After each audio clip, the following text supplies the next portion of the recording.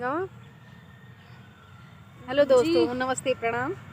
और देखिए हम खेत में आए हैं, कितना बढ़िया नज़ारा है।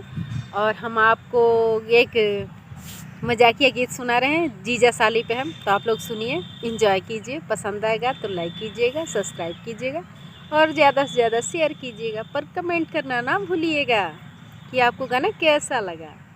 अच्छा लगा तो भी और बुरा लगा तो भी कमेंट ज़रूर कीजिएगा। चलिए गाइए। जीजा साली में चलो तैयारी, दीदी के चोरिए चोरी ना। जीजा साली में चलो तैयारी, दीदी के चोरिए चोरी ना। राती के जीजा जी फिल्म देखाम, राती के जीजा जी फिल्म देखाम। टिकट फेंकल पिछुआरी, दीदी के चोरिए चोरी ना। टिकट फेंकल पिछुआरी, दीदी के चोरिए चोरी ना। जीजा साली में चलो तैयारी, दीदी के चोरिए चोरी ना। जीजा साली में चलो तैयारी, दीदी के चोरिए चोरी ना।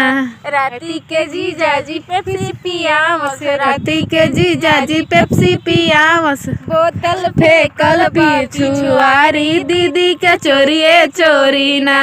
बोतल फेंकल पिछुआरी, दीदी के चोरिए चोरी ना।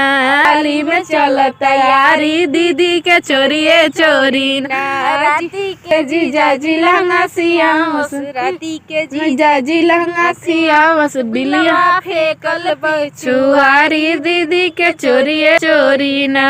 बिला फेंकल पिछुआरी, दीदी के चोरिए चोरी ना। जीजा साली में चलो तैयारी, दीदी के चोरिए चोरी ना। राती के जीजा जी समोसा ले आवस, राती के जीजा जी समोसा ले आवस। झिलिया फेंकल पिछुआरी, दीदी के चोरिए चोरी ना। झिलिया फेंकल पिछुआरी, दीदी के चोरिए चोरी ना। जीजा साली में चलो तैयारी, दीदी के चोरिए चोरी ना। जीजा साली में चलो तैयारी, दीदी के